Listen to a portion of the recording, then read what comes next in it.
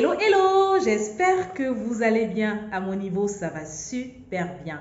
Je suis contente de vous retrouver dans cette nouvelle vidéo. Nous sommes sur la rubrique Storytime by Lala, rubrique dédiée au témoignage, au partage d'expériences sur les essais bébés. Aujourd'hui, je suis encore seule et je vais continuer la Storytime by Lala. Donc, pour les nouveaux sur ma chaîne, je vous souhaite la bienvenue sur ma chaîne YouTube et je vous invite à vous abonner si ce n'est pas encore fait. Cliquez aussi sur la cloche de notification pour ne rater aucune de mes vidéos.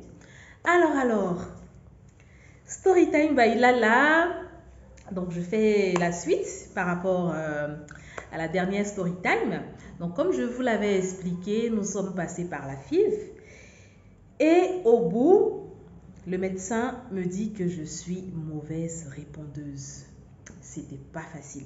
Je vous assure que ce jour-là, quand on traversait la route, s'il y avait un gros camion ou bien si en tout cas, peut-être que s'il y avait une voiture qui venait en plein, la voiture allait nous ramasser quoi. Puisque monsieur et moi, on était tellement découragés, mais tellement découragés qu'on ne se parlait même pas. On ne savait pas ce qu'on allait se dire. Il n'y avait pas de mots. On ne savait pas comment chacun allait consoler son ami. Et nous sommes restés silencieux. Mais je dis silencieux jusqu'à la maison. Et suite à l'entretien avec le médecin, il nous avait dit, mais vu que vous avez mis assez d'argent pour la FIV et que là, vous n'avez pas bien répondu, si vous souhaitez, on va la transformer. On va transformer la FIV en insémination pour vous donner des chances. Voilà. On se prépare pour l'insémination, on part. L'insémination aussi, c'est une procréation médicalement assistée. Et tout ça, c'est toujours avec le Gigi qu'il faut le faire. Donc, on part et on fait l'insémination. Quand j'étais en essai bébé, j'étais beaucoup sur les forums. Donc, il y a certains forums sur lesquels je me baladais et il y avait des dames qui disaient que ce soit la FIV ou que ce soit l'insémination, quand tu sors de là, dis-toi que tu es enceinte. Et moi, quand on a fini l'insémination, même pour marcher, c'est mon mari même qui me dit, ah bébé, toi aussi, c'est quoi ça? Tu vas faire, tout le monde va nous regarder dans la rue. Ça faisait pitié et puis ça faisait rire en même temps. Même pour marcher, j'avais mis mon protège-slip, mon Vania là. Et quand je marchais doucement. Il me dit, mais après, je dis non, mais il ne faudrait pas que ça descende et tout. Pourtant, pour l'insémination, on fait tout pour que le sperme aille vraiment loin. Mais je sais pas, je ne trouve pas le sentiment que j'avais, mais je voulais tellement que ça reste. Je voulais tellement que ça prenne, que je ne voulais pas faire d'effort. Tenez-vous bien que après l'insémination, j'ai pris un arrêt maladie, hein, parce que je ne voulais pas bouger, je voulais rester à la maison. En fait, je ne voulais pas trouver un prétexte d'échec, en fait. Je ne voulais pas trouver un prétexte d'échec. Je voulais me donner toutes les chances. Et donc, quand on est arrivé à la maison, je suis restée couchée.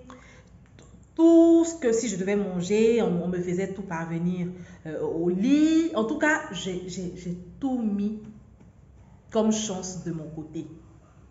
J'ai mis toutes les chances de mon côté. Mais comme on dit, c'est vrai, l'homme propose, mais c'est Dieu qui dispose toujours.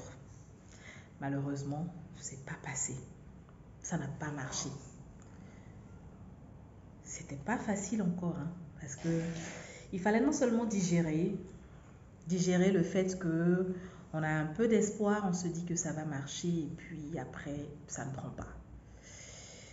Il fallait digérer cela. Mais digérer, c'est pas facile. Mais on a tenu bon encore.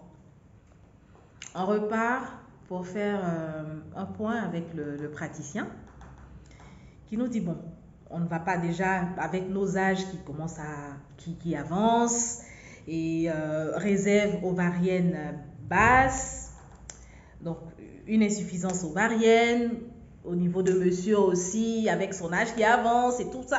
il y avait tellement de choses. Donc, il nous demande de ne pas trop tarder, qu'on refasse une nouvelle FIV. Nouvelle FIV. Tu finis une première FIV, tu n'as même pas encore fini de digérer. Financièrement, tout ça, on te demande de refaire une nouvelle FIV. On dit, bon, d'accord. C'est quoi le prochain protocole? Le praticien qui nous dit, bon, vous me dites quand est-ce que vous êtes prêt pour la prochaine FIV. Je vais vous bloquer les règles. À partir du 25e jour, oui, à partir du 25e jour, on vous bloque les règles et on commence le protocole. Quand on arrive à la maison, je dis à messieurs, donc si on doit me bloquer les règles pour faire un autre protocole, cela veut dire que c'est plus d'argent qu'on doit débourser là. Il me dit certainement, c'est ce que ça veut dire peut-être.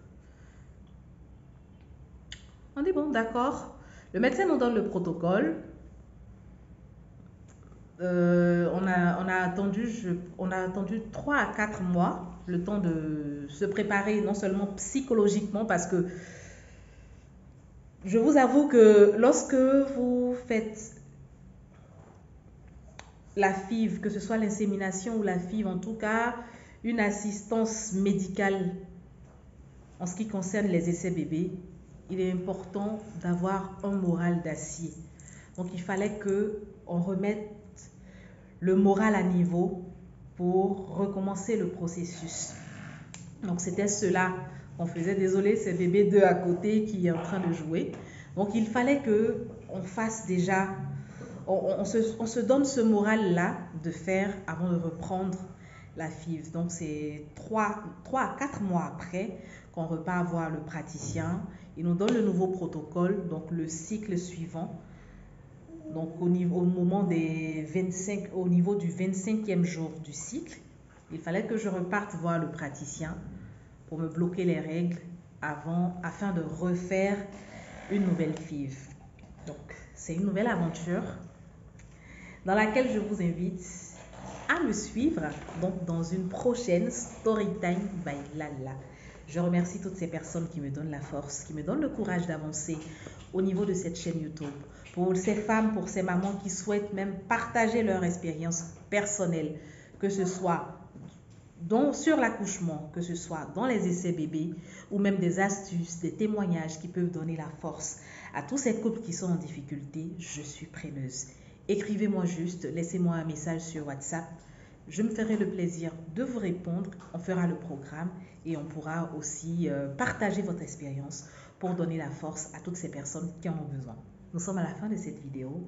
Je vous remercie et n'oubliez pas de partager avec vos amis et les inviter à s'abonner à ma chaîne YouTube. Merci beaucoup et on se dit à la prochaine vidéo. Bye bye!